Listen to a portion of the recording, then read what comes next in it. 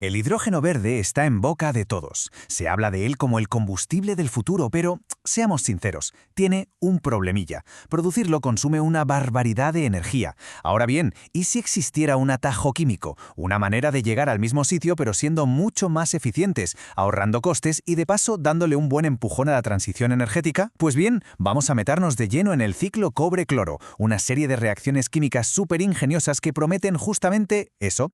Os cuento la hoja de ruta. Primero vamos a entender bien el reto al que nos enfrentamos. Luego desgranaremos este atajo químico, el ciclo cobre-cloro, viendo sus 3 reacciones clave paso a paso. Y ya para terminar echaremos un vistazo a lo bueno, a lo no tan bueno y al futuro que podría tener todo esto. A ver, la idea de usar hidrógeno limpio para descarbonizar la industria y el transporte es genial. El método de toda la vida es la electrólisis. Básicamente coges agua, le metes electricidad y la rompes.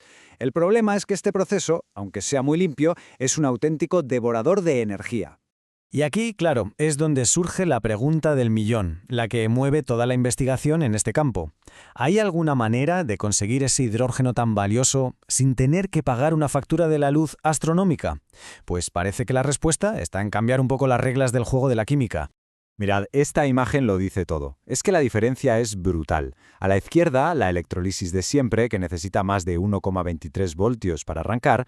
A la derecha, la parte clave de nuestro ciclo, que empieza a funcionar con tan solo 0,5 voltios. Es que hablamos de una rebaja de más del 50% en la demanda eléctrica.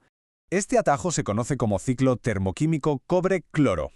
La idea es fantástica. En lugar de romper el agua a fuerza bruta eléctrica, se usa una serie de reacciones mucho más inteligentes que combinan calor, que ojo, puede ser calor residual de otras industrias, y como hemos visto, muchísima menos electricidad. La palabra que lo cambia todo aquí es ciclo. ¿Y por qué es tan importante? Porque los compuestos químicos que nos ayudan en el proceso no se gastan, se transforman y se regeneran para usarse una y otra vez. Al final, lo único que se consume de verdad es el agua, que es precisamente lo que queremos romper.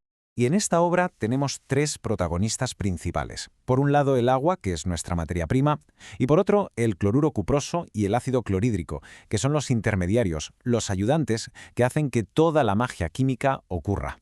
Todo el proceso se divide en 3 etapas, 3 reacciones. Primero conseguimos el hidrógeno. Segundo, recuperamos uno de los reactivos clave para poder seguir. Y tercero, sacamos el oxígeno y cerramos el ciclo, dejando todo listo para volver a empezar. Venga, vamos a verlas una por una. Empezamos por el plato fuerte, el objetivo principal, generar hidrógeno. Aquí es donde entra en juego la electricidad, pero ya hemos visto que de una forma mucho más comedida y eficiente. Fijaos en lo que pasa. Mezclamos cloruro cuproso con ácido clorhídrico, le aplicamos esa pequeña corriente eléctrica y ¡listo! Por un lado obtenemos lo que buscamos, el hidrógeno, y por otro un compuesto llamado cloruro cúprico. Básicamente, una sal de cobre se ha transformado en otra. Y todo esto a temperaturas bastante bajas, entre 45 y 80 grados. Y lo repito porque es que es la clave de todo el asunto. Solo medio voltio. Ahí reside la gran ventaja de este ciclo, conseguir el hidrógeno con un coste eléctrico muchísimo más bajo. Muy bien, ya tenemos nuestro hidrógeno.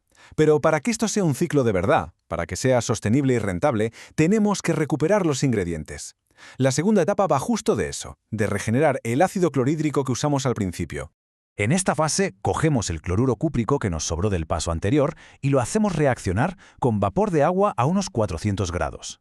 Esto nos da 2 cosas. Por un lado, el ácido clorhídrico en forma de gas, que lo capturamos para volver a usarlo. Y por otro, un nuevo compuesto sólido, el oxicloruro de cobre. Venga, que ya casi lo tenemos. Hemos sacado hidrógeno y hemos recuperado el ácido.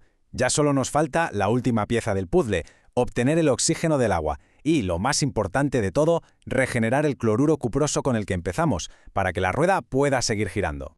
Y aquí es donde el círculo se cierra de una forma brillante. El oxicloruro de cobre del paso anterior lo calentamos un poco más, hasta unos 500 grados.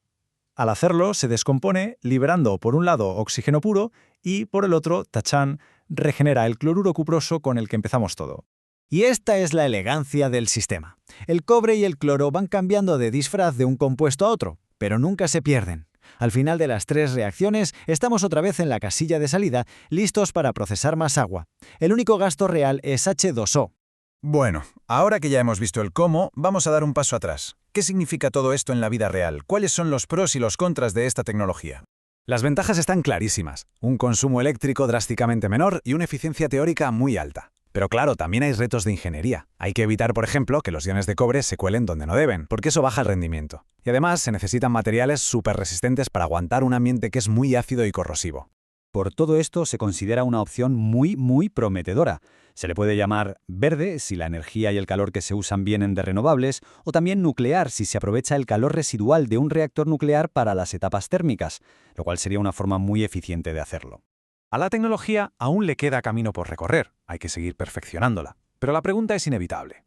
Con este potencial para reducir de forma tan bestia uno de los mayores costes del hidrógeno, ¿no estaremos ante una de las tecnologías que por fin haga despegar la economía del hidrógeno a gran escala? ¿El futuro de la energía? ¿Quién sabe? Podría depender de ciclos químicos tan ingeniosos como este.